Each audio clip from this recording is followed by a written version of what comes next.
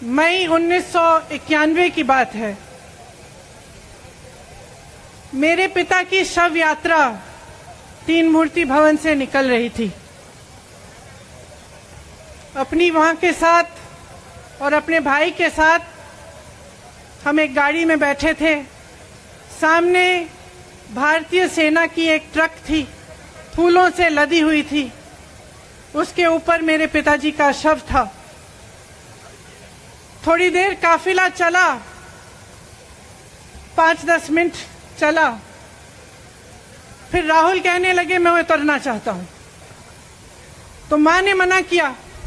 उस समय सुरक्षा का भी बहुत था। तो मां ने कहा नहीं, तुम उतर नहीं सकते। राहुल ने जिद की, नहीं मैं उतरूंगा। मैंने मां से कहा मां उतरने दो। राहुल गाड़ी से उतरा।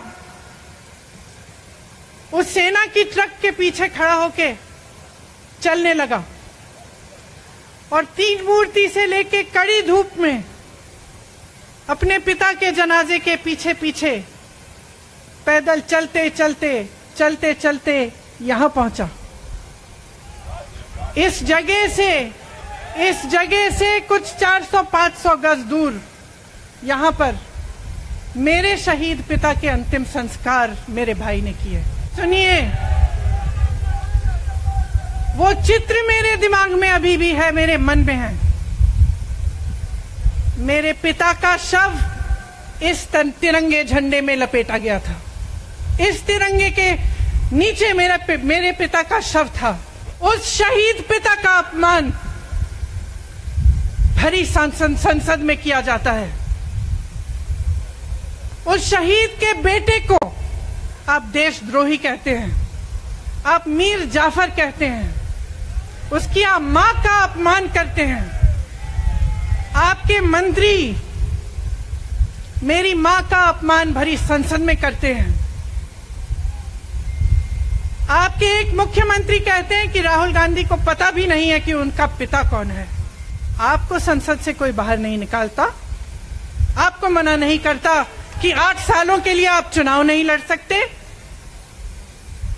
क्यों? मैं पूछना चाहती हूं क्यों? आज तक हम चुप रहे हैं। हमारे परिवार का अपमान करते गए। मेरे भाई ने क्या कहा?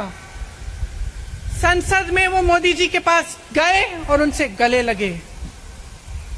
मेरे भाई ने कहा मैं आपसे नफरत नहीं करता हूं, मेरे दिल में आपके लिए कोई नफरत नहीं है, हमारी विचारधारा अलग है, लेकिन हमारी नफरत की विचारधारा नहीं है।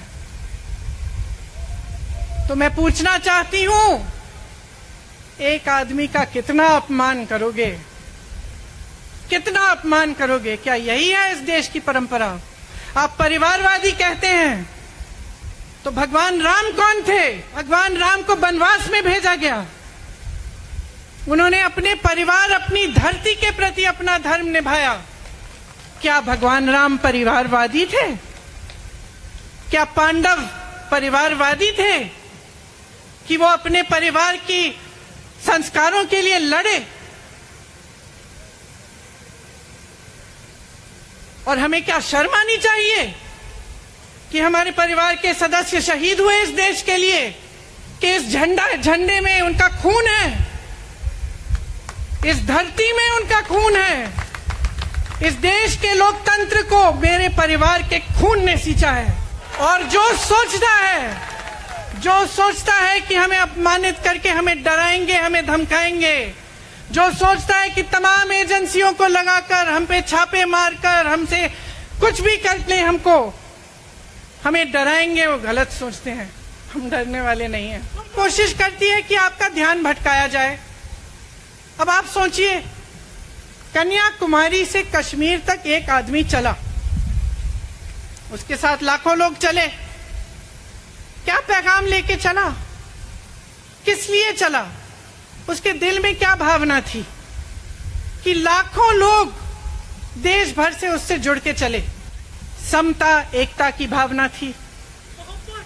आज आपके सारी मीडिया आपके सारे मंत्री, आपके सारे सांसद, आपके सारे कार्यकर्ता कह रहे हैं कि राहुल जी ने विदेश जाकर देश का अपमान किया, कि इस देश को एक होना चाहिए, सबको समान दृष्टि से देखना चाहिए। क्या ये आदमी देश का अपमान कर सकता है? हार्वर्ड और कैम्ब्रिज की उनकी डिग्री है। कैम्ब्रिज से उन्होंने इकोनॉमिक्स में मास्टर्स डिग्री, एमफिल डिग्री उनको मिली। आप उसको पप्पू बनाते हैं। पूरे देश भर में आपकी सहायता के साथ मेरे मीडिया के दोस्तों, डिग्री आपने देखी नहीं, सच्चाई आपने देखा नहीं, उनको पप्पू बना दिया। समझता भी है, ये जनता के बीच जा रहा है, जनता की समस्याओं को सुन रहा है, तो जनता इसके साथ चली जा रही है। तो घबरा गए कि राहुल गांधी ने संसद में वो सवाल उठाए जिनका उनके पास जवाब नहीं है। रोकने के लिए इतना सारा करना पड़ा। जिस आदमी ने राहुल जी के खिलाफ सूरत में कंप्लेंट लगाई, आपको मालूम है कि पिछले साल उसने खुद कचहरी में जाके बोला इस पे आप स्टे लगा दीजिए। 1 साल के लिए अपने ही केस पे स्टे लगवाया। फिर वापस कब गए केस खुलवाने के लिए? राहुल गांधी के संसद में अडानी पे के भाषण देने के 1 हफ्ते बाद।